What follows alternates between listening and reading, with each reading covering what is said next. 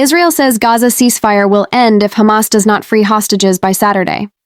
Israel's prime minister has warned Hamas it will end the ceasefire in Gaza and resume intense fighting if the Palestinian group does not return our hostages by Saturday noon.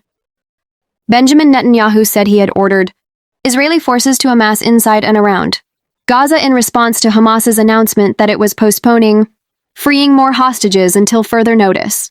Netanyahu did not specify whether he was demanding the release of all 76 remaining hostages or just the 3 due to be freed this Saturday, but a minister said he meant everyone.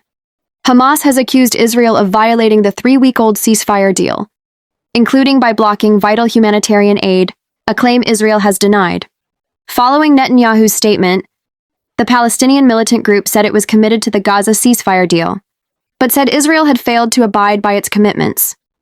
It added that Israel was responsible for any complications or delays in the hostage release process. The group's decision to delay this weekend's scheduled release prompted U.S. President Donald Trump to propose that Israel cancel the agreement altogether and let hell break out, unless all of the hostages were returned by Saturday. Following a 4-hour meeting of Israel's security cabinet on Tuesday, Netanyahu said in a video statement that he welcomed President Trump's demand. He added, in light of Hamas's announcement regarding its decision to violate the agreement and not release our hostages, last night I instructed the IDF, Israel Defense Forces, to amass forces inside and surrounding the Gaza Strip. This action is being carried out at this hour and will be completed very soon. He then issued an ultimatum that he said had the security cabinet's unanimous approval. If Hamas does not return our hostages by Saturday noon, the ceasefire will end the idea. We'll resume intense fighting until the final defeat of Hamas. But there were conflicting messages from Israeli officials about whether Netanyahu meant Hamas should release all the remaining hostages or not. One source told the Israeli newspaper Haaretz that it would be willing to continue the ceasefire if the next group of 3 hostages were freed as planned on Saturday. But later, Transport Minister and War Cabinet member Miri Regev wrote on X, "We made a very clear decision. We adhere to USA." President Donald Trump's statement regarding the release of the hostages on Saturday, everyone will be released. Hamas reiterated its rejection of Trump's proposals to own Gaza, calling his comments racist, and says his plan to expel Palestinians from Gaza would not succeed. Last week, Trump announced a controversial plan for the U.S.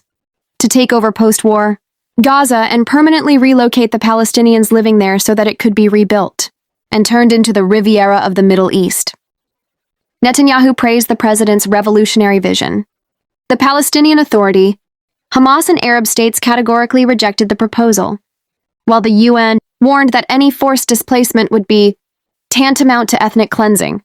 Meanwhile, the IDF said it had raised the level of readiness of its Southern Command, which is responsible for operations in Gaza, and that it would be reinforced with additional troops, including reservists.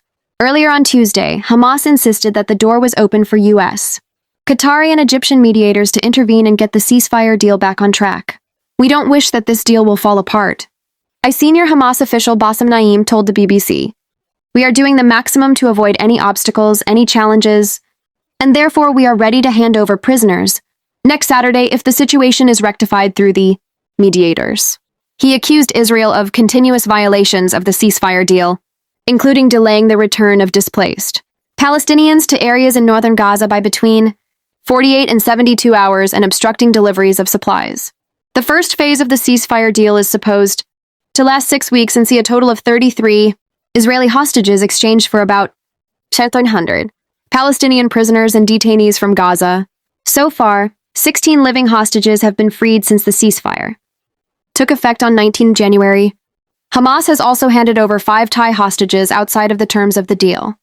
The remaining 17 Israeli hostages, 2 children, 1 woman, 5 men over the age of 50, and 9 men under 50, are supposed to be released over the next 3 weeks.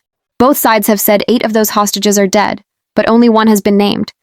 The deal has also seen Israeli forces withdraw from densely populated areas of Gaza. Hundreds of thousands of displaced Palestinians return to their homes in the north, and hundreds of aid lorries allowed into the territory each day. The Israeli military launched a campaign to destroy Hamas in response to an unprecedented cross-border attack on 7 October 2023. in which about 200 people were killed, and 251 were taken hostage. More than 48,210 people have been killed in Gaza since then, according to the territory's Hamas-run health ministry. Most of Gaza's population has also been displaced multiple times. Almost 70% of buildings are estimated to be damaged or destroyed. The healthcare, water, sanitation, and hygiene systems have collapsed, and there are shortages of food, fuel, medicine, and shelter.